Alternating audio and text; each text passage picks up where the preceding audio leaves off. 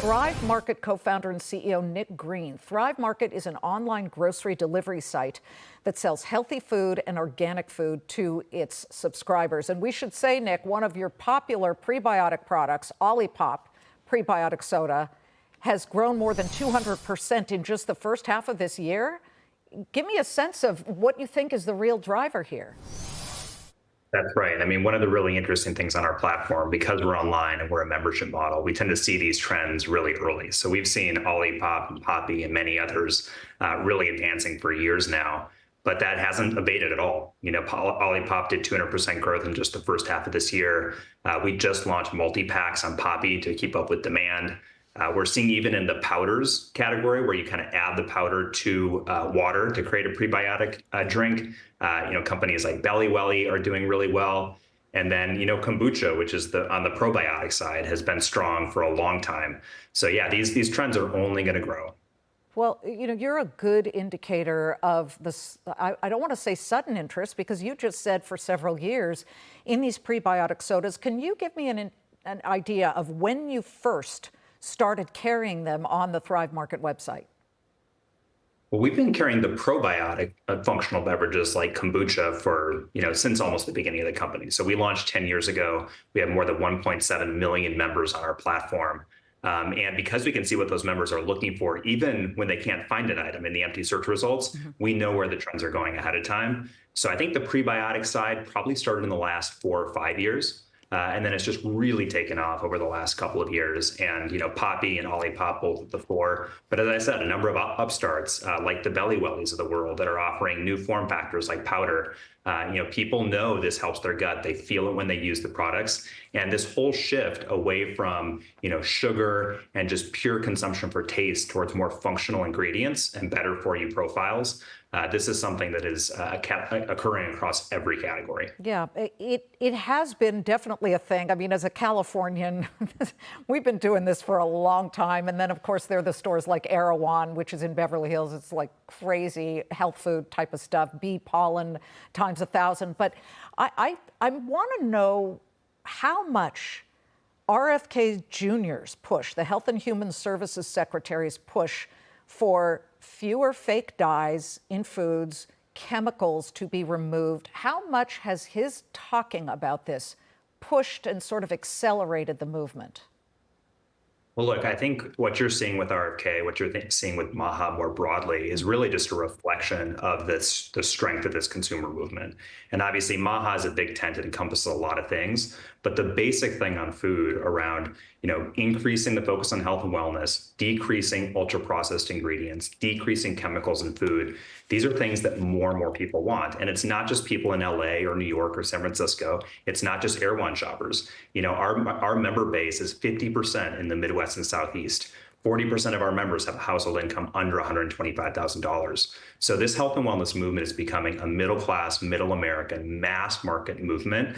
And everybody wants to get healthier. Everyone wants to put better food on their, in their kitchen, on their table at dinner. And I think what you're seeing with MAHA is just a reflection of that. So absolutely, it's bringing the conversation to the fore in the political context. But I think this has been on consumers' minds for a long time. And it's just exciting that, the market and brands and platforms like Thrive Market are now making it accessible. So it's not just people that are wealthy, not just people that are in, markets like Los Angeles, but anywhere in the country. Anyone that wants to get healthy can now take those steps. Well, again, with your site, which is subscriber based, and you have more than 1.6 million subscribers now. If you look at the price comparisons, which I have, they're pretty stark. You've been managing to really cut the price on a lot of things. I pull up what I bought. Orgain. Orgain is protein powder. It's actually green protein powder, right? It doesn't have animal products in it. But the manufacturer's standard price is $57. You're offering it at a 48% discount of $29.99. How are you able to do that? We do it through our membership model. So we go directly with brands more than 50% of the time. We're an ultra curated catalog, so we're working with a smaller number of the best brands. You're not going to find an everything store on Thrive Market. You'll find the highest quality products, and through our membership model, you'll get them at below retail prices. So, think about a Costco type model there. We pay $60 a year. We give free memberships to low-income families, to first responders, to military veterans, to anyone who needs that. And then everybody gets access to better prices. And really, the prices are just the start, because that's only one of the barriers to healthy living. The other things we do are try to make it really easy to find the right products for you. So we have 90 different values and diets filters. If you've got a kid with a nut allergy, if you have a spouse who's trying to go gluten-free, click, and the whole thing filters down. And now more and more in this AI world, we're able to offer personalized cart building, where the AI can actually help you to not only find the products that you want, but build that basket and make it even easier to get the right things to your door for your family. Yeah, I really am impressed by it. And, we're talking about prebiotics, which are not cheap usually. A 4-can pack of poppy soda on your site is about 35% less expensive than what the standard price is of $12.05. Members pay $7.79. It's about $60 a year for the membership. Two things really quickly. Number one, when we go back to RFK Jr. and his MAHA push, it was Michael Bloomberg. It was Mayor Michael Bloomberg who, back when he was running New York City, he wanted and did ban trans fats, I think. He banned trans fats. And a lot of people on the right were upset. And they said, don't be a nanny state. Don't tell us what we should eat. And now you've got RFK Jr. pushing hard to tell companies, you've got to ban fake food coloring. And they are. And people are now rallying around that.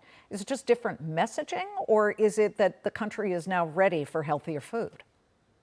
I think it's the latter. I think it is, 10 more years or, a decade plus of time that's elapsed.